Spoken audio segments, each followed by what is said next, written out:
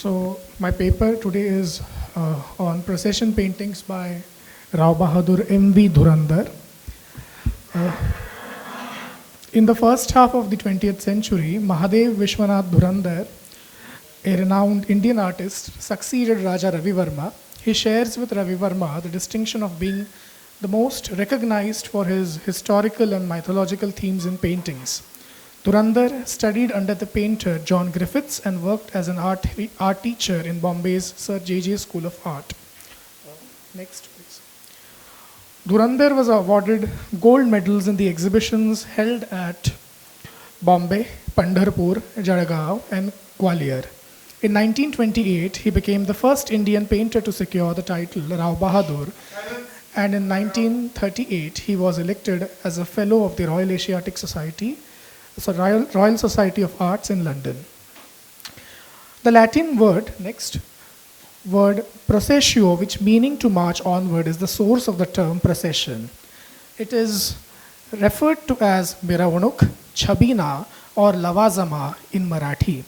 A procession in colonial India was an organized group of people walking slowly in a line, riding animals, or driving a carriage in a formal or ceremonious fashion as part of a public celebration.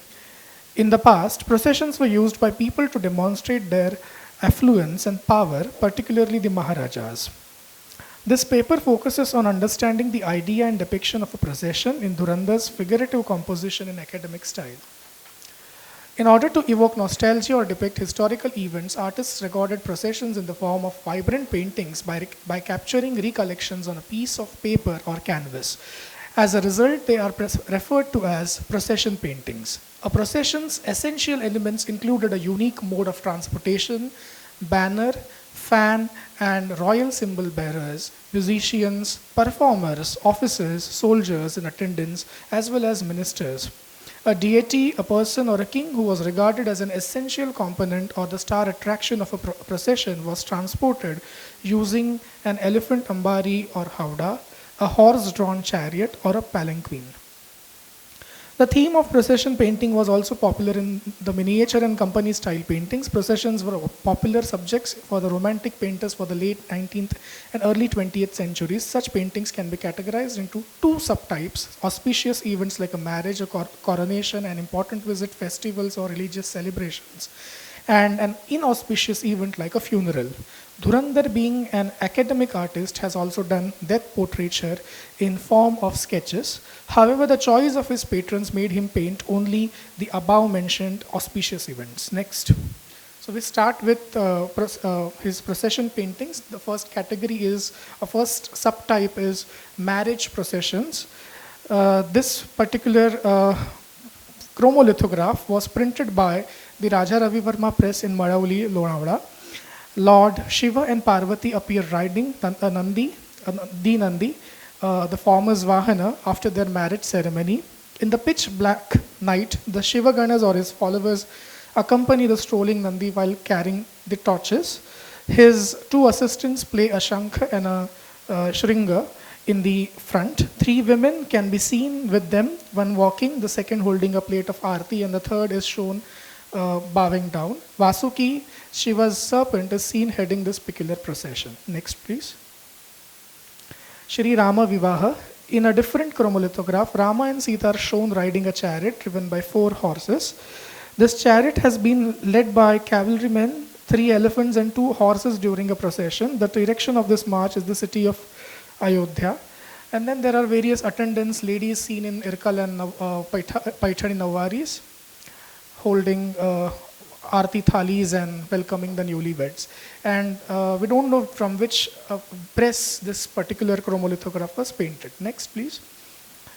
Then we have this very interesting marriage procession of Nala and Damayanti. It was painted in 1932 and published by the Aundh State Press in Marathi book called Damayanti Swayamvar, which was published by Raja Srinivasarao Panta Pratinidhi of Aundh State. The focus of the painting is a huge jeweled elephant in its center, featuring Nala Damayanti positioned on a canopied ambari. There are 4 attendants who are holding morchela or peacock feather whiskers and chavari, which is a fly whisk. And then the kingdom's banner is being ceremoniously carried by one of the elephants.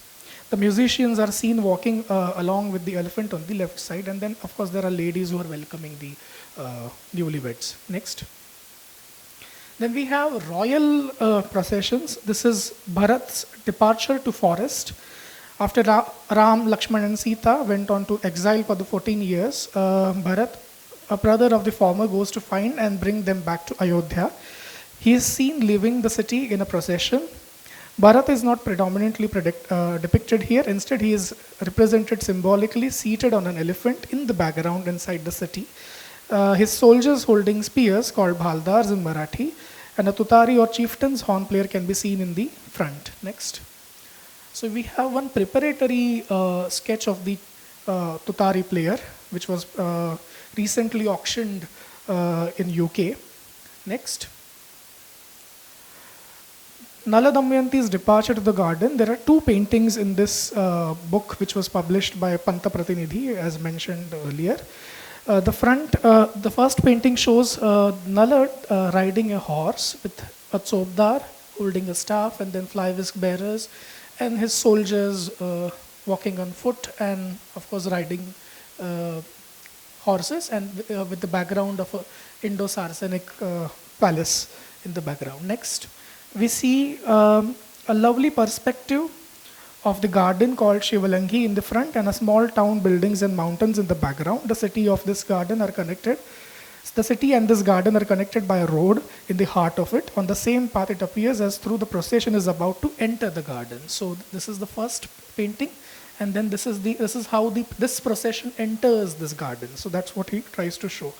Next is the Rajgarh procession. A painting of Chhatrapati Shivaji's procession is found in the Sangli Museum, Maharashtra. According to the records of Directorate of Archaeology and Museums, this painting is titled as Rajgarh. The picture shows a panoramic view of a procession leaving a hill fort and moving downwards. The king's subject can be seen watching it from their opulent homes outside the fort. And then there are various musicians and other attendants. Next, please. We don't know where this painting is, but this article, which published in the Times of India, has printed this painting there.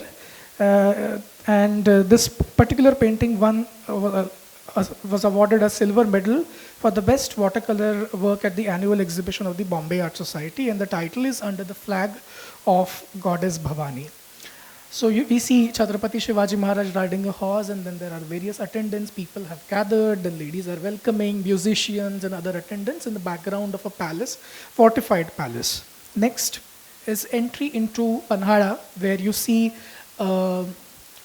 Tarabai seated on a horse with her son, and there is her army. Then there are soldiers wearing different kinds of uniforms. And then she is one of the most respectable ladies from the royal house of Kolhapur. So there are other ladies, her subjects, welcoming her with garland and arti thalis. Next is, this painting is titled as Shrimant Balasaheb Maharaj. The Bhavani Museum in Aundh dates this painting to February 1936. And it shows Srinivas Rao Panta Pratinidhi riding a horse in side profile. And we see a tzobdar walking in front of, actually two tzobdars walking in front of him, and then an elephant with an empty ambari, and then a background of lush vegetation and Yamai temple on the hill. Next. Then we have festival or religious processions. This illustration is called the Ashwina Masa, and here it is represented as Dasara procession.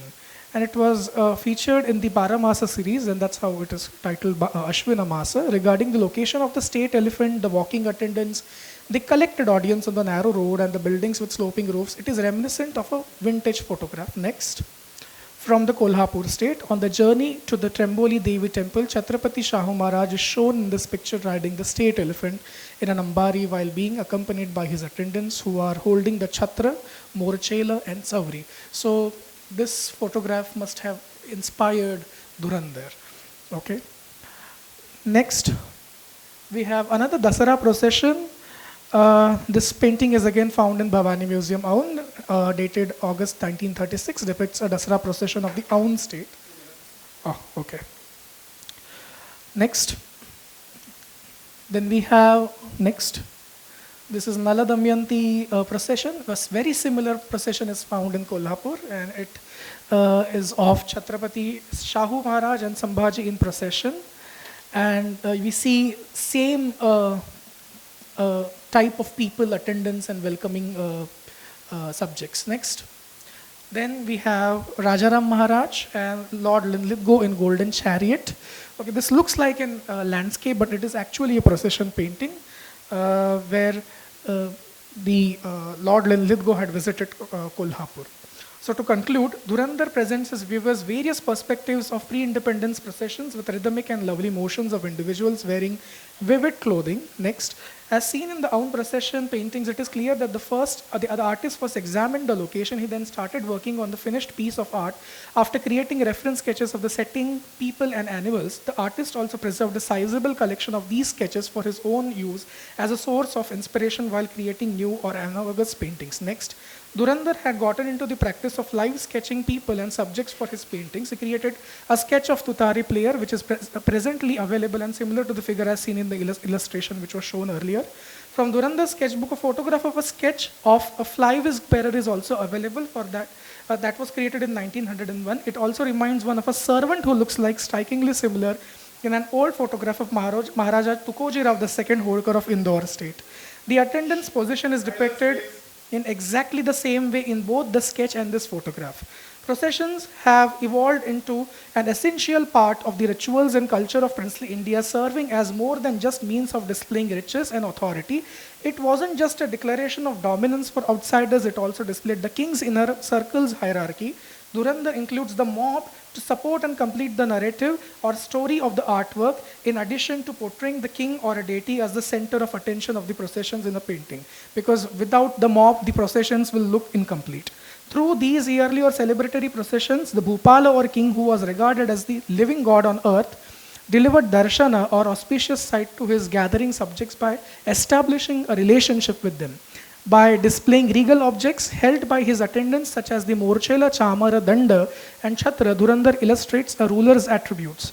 He also shows the musicians because they are the ones who the crowd gathers around when the ruler is announced to be arriving. Similar to this, the wedding procession served an official declaration that the marriage ceremony was complete and that the groom and the bride has arrived. As a result, Rao Bahadur Dhurandhar's paintings, which combined landscape, portrait and architectural elements to tell a tale about an event, deserve to be regarded as a legitimate artistic representation of princely India. Thank you.